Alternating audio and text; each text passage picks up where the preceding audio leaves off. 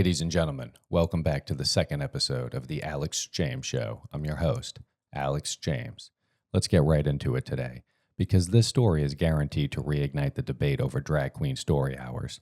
Supporters will say the two have nothing to do with each other.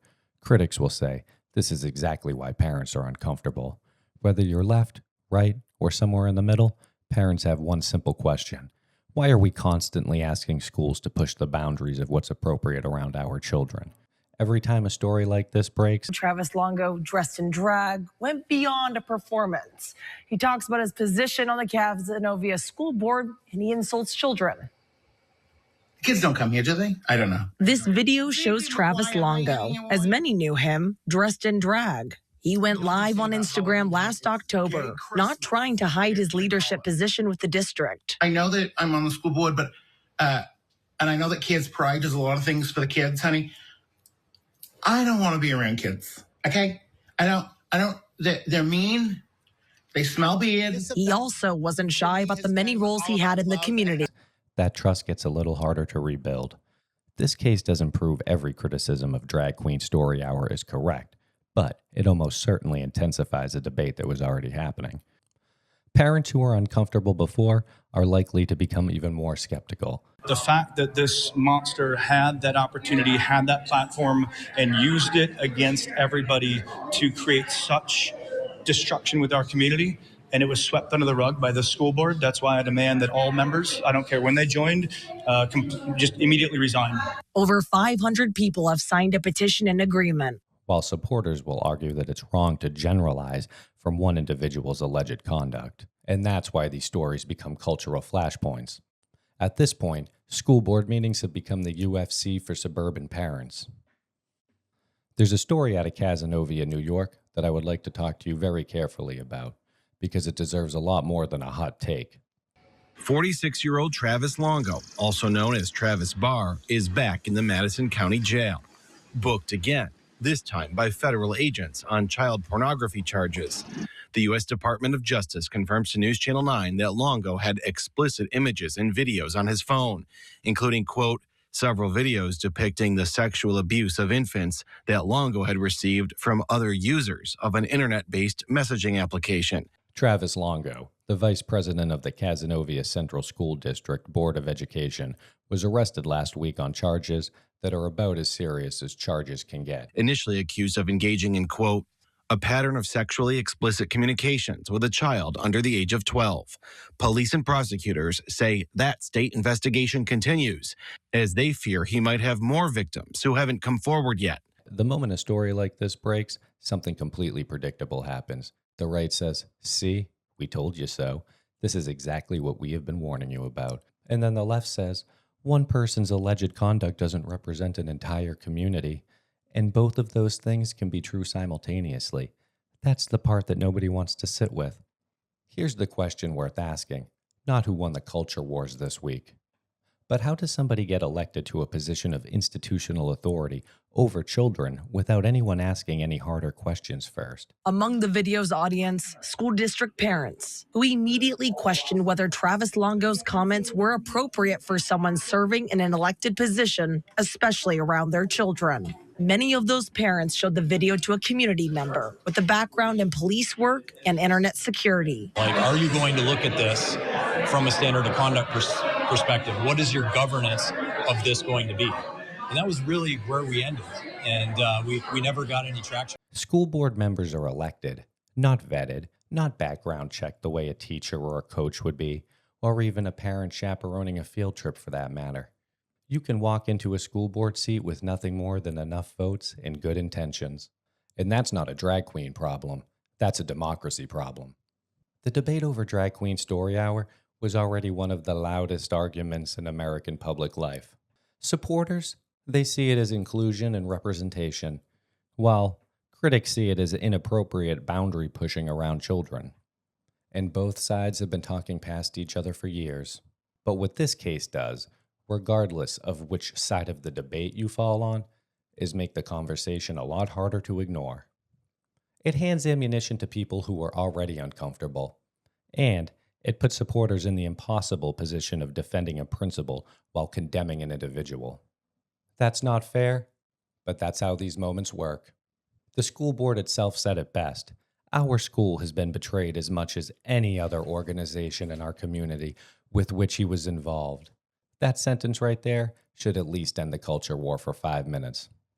Every side got betrayed here. The community got betrayed. Most importantly, the children got betrayed. And the institutions that were there to protect them were asleep at the wheel. School board meetings used to be about budget allocations and cafeteria menus. Now, they've become the front line of a culture war. But in the middle of all that noise, the real question gets lost. Who's watching the people that we trust to watch our kids? Apparently nobody until it's too late. Speaking of secrets and things that the government definitely tells us the full truth about, the United States and Iran have reached a deal. Sort of. J.D. Vance, President Trump giving different messages to the Iranians.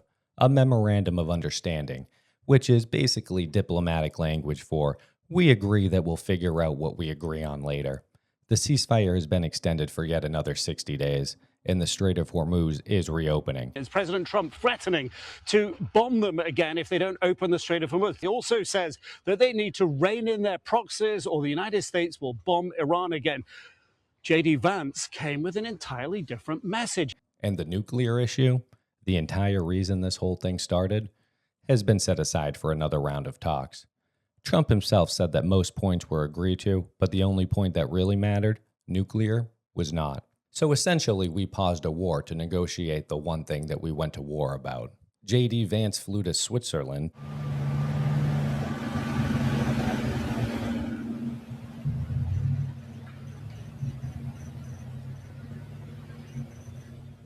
to sit across from Iranian officials in what was described as a rare face-to-face meeting, and emerged to tell reporters that he felt great about where things stood.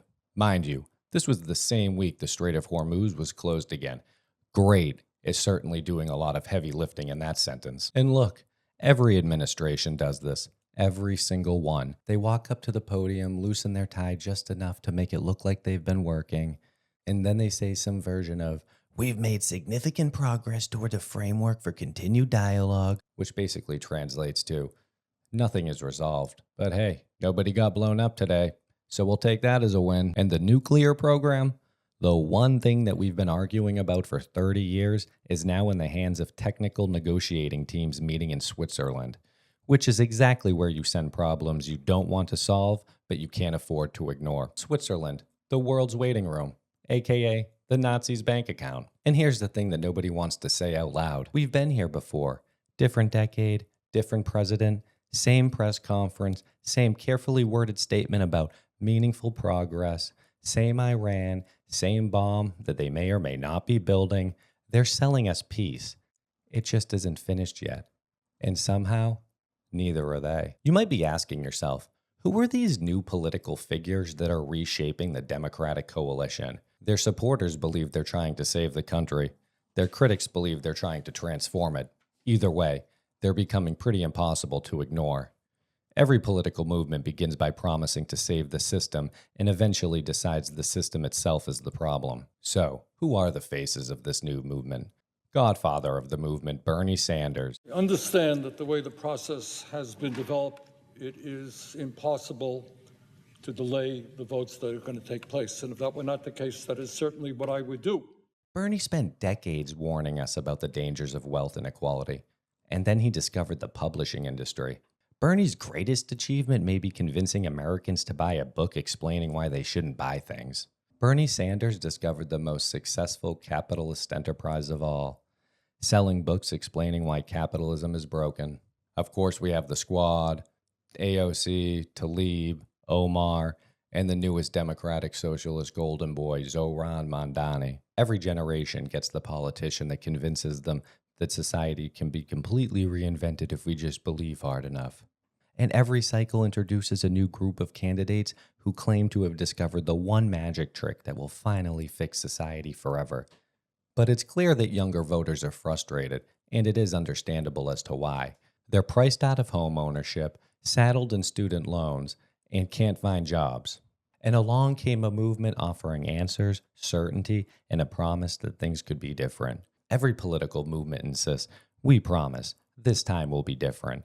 And every generation inherits problems and believes they have the unique solution. The question becomes whether this generation has, or whether they're just the latest chapter in a story as old as time. Every politician eventually writes a book. New book, Communion, Finding My Way Back to Faith, is available now. Scan the QR code on your screen to purchase a copy, and we will be right back.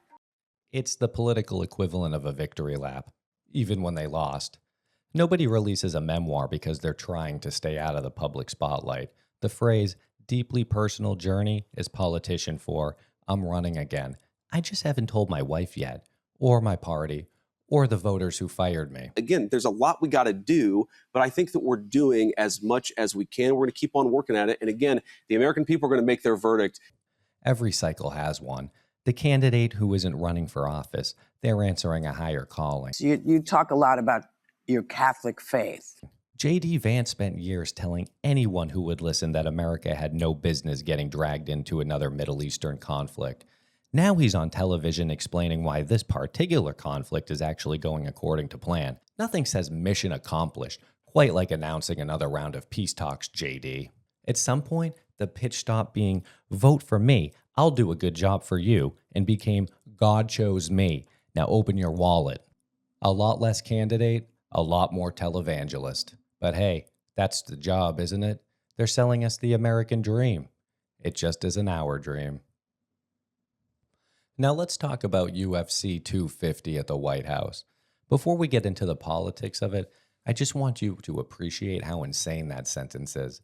A UFC card at the White House. If you explained that sentence to George Washington, he'd immediately ask to be put back into the ground.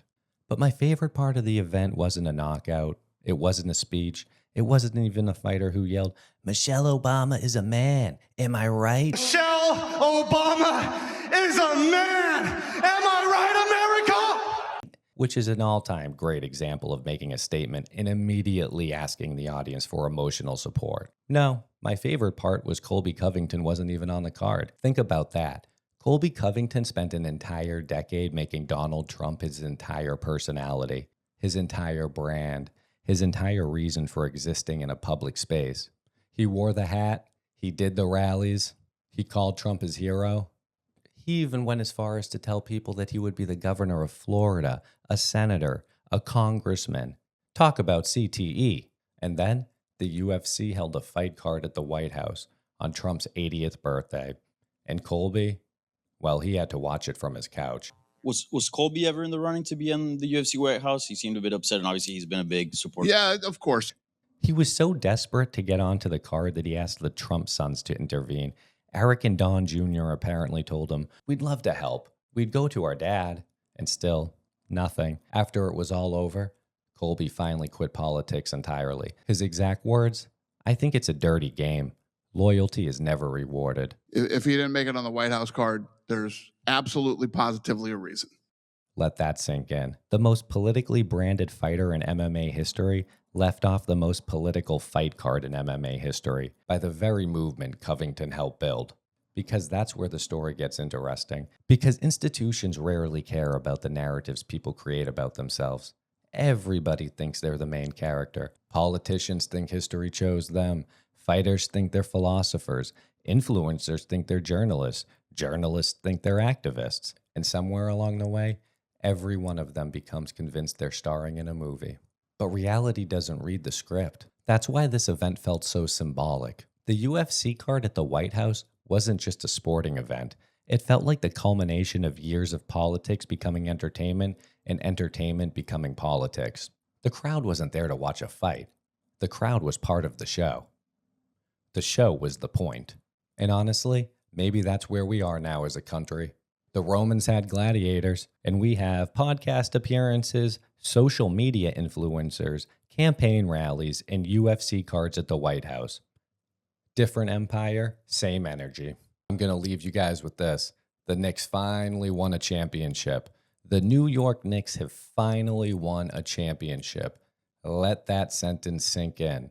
And New Yorkers, they responded exactly the way mature adults respond to a sporting achievement, by attempting to destroy New York City. Take a look at this video coming in from overnight outside of Madison Square Garden, where you can see fire right there on your screen. Now, before anybody gets upset, this isn't a Knicks problem.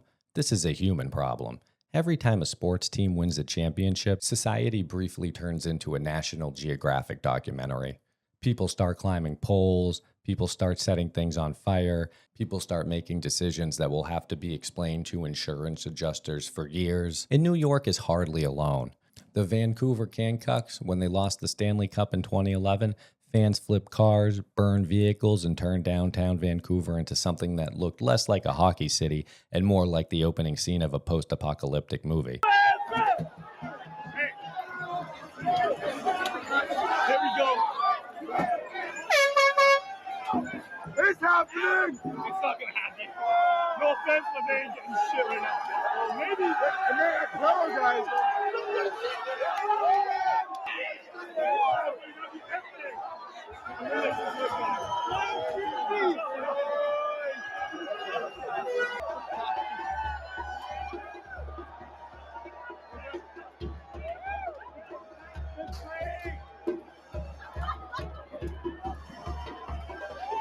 Think about that. They actually lost. Imagine being so emotionally invested in a hockey game that your response to losing is, you know what? That Honda Civic over there has had it too good for too long. And then there's Philly. The Eagles win the Super Bowl, people destroy property, fans climb poles, and one fan famously ate cow manure. Eagles fans went absolutely crazy, bonkers in the streets. There was an Eagles fan wearing an old school Randall Cunningham jersey who got on his hands and knees and ate horse crap.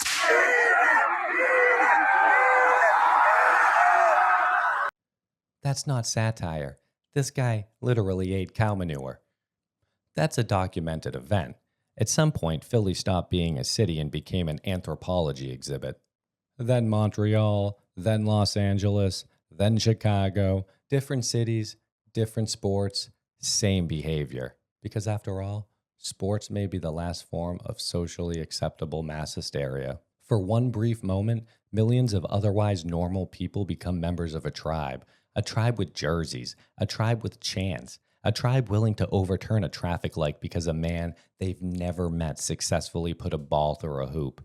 Nobody celebrates normal things this way.